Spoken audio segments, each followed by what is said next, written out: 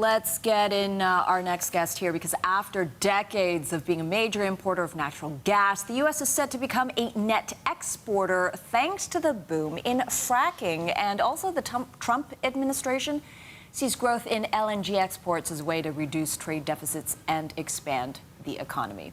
Let's bring in Charif Souki right now, chairman of Houston-based Tellurian, which aims to produce 5% of the world's LNG by 2025. Charif, welcome. How do you intend on doing that? Thank you. Simply by building a liquefaction facility in the Gulf Coast of the United States, which will be able to provide the lowest cost LNG in the world. And to put it in perspective, until 2 years ago, I was the chairman and CEO of Cheniere Energy, which actually started the LNG exports from the United States.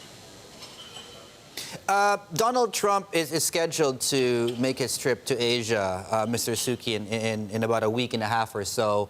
You have a lot of these big natural liquid LNG buyers in the region, whether it's China, Korea, or some of the bigger emerging economies here in the region.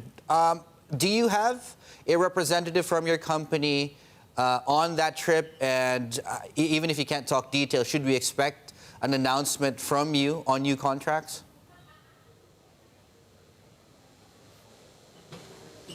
No and no.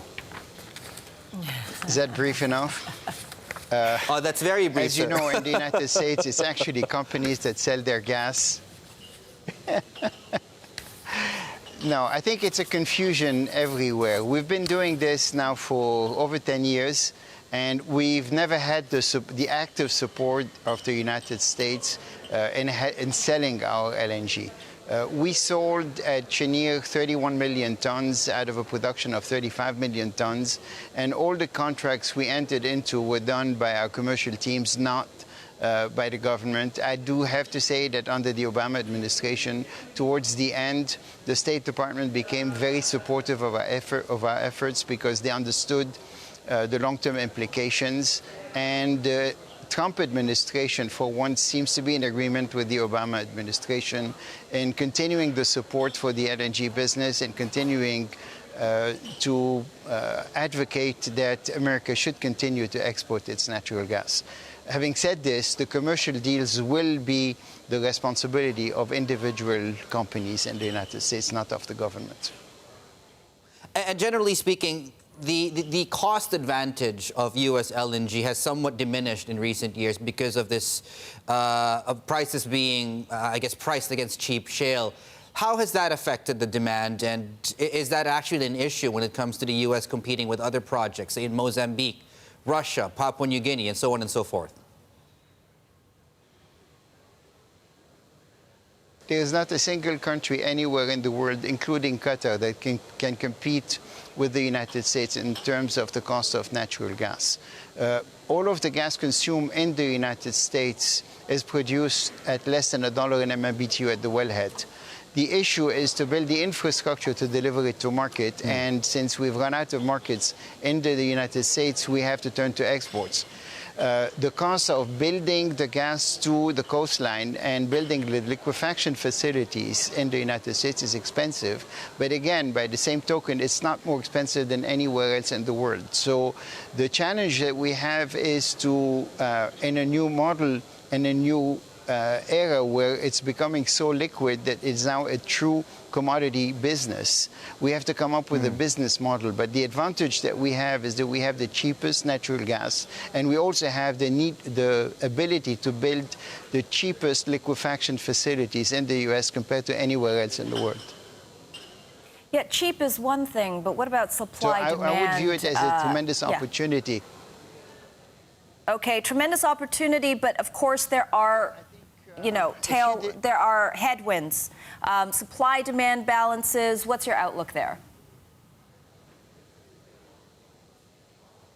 No, I don't think there are headwinds. I think the winds are exactly in our tail, and we're being supported by very strong winds today. We have the ability to deliver gas on the water in the Gulf of Mexico at somewhere around $3.5 to $4 in MMBTU if we rationalize the supply chain in the United States. And from there, it's a matter of geography, so it can be delivered day in, day out in Asia at somewhere around $6 in MMBTU, which is much more competitive than anything else we've seen in the market to date.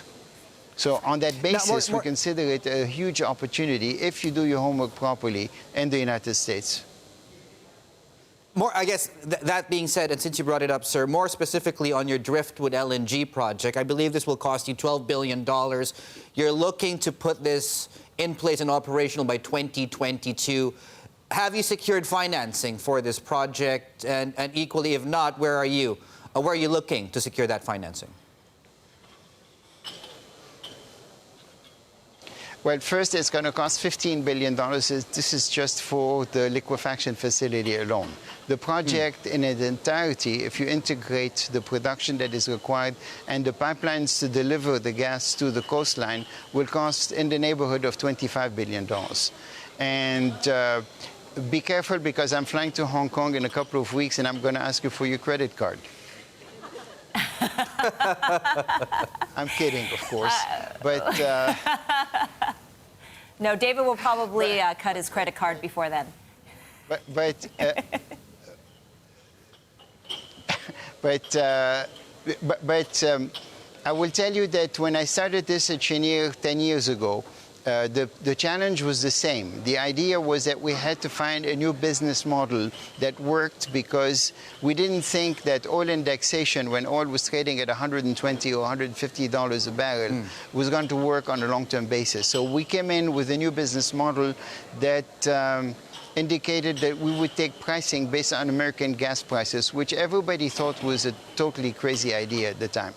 But we managed to raise $30 billion on that basis. So when you have a good business model and you have the ability to deliver a product that people are looking for, financing is not an issue. There's plenty of liquidity in the world on every basis, in everywhere.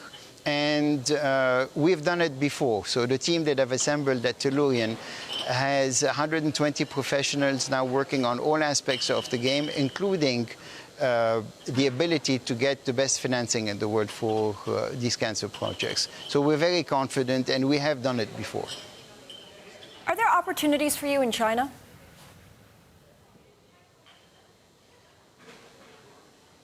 I think it's undeniable that China's appetite for natural gas is huge.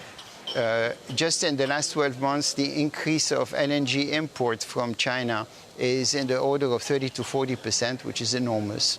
They are building a tremendous amount of regas facilities in China, presumably with the intent to use them. On that basis, they're going to continue to increase their demand at very rapid rates. And I think the only thing that could slow this down is if people did not build the infrastructure in places like the United States to continue to deliver to that market.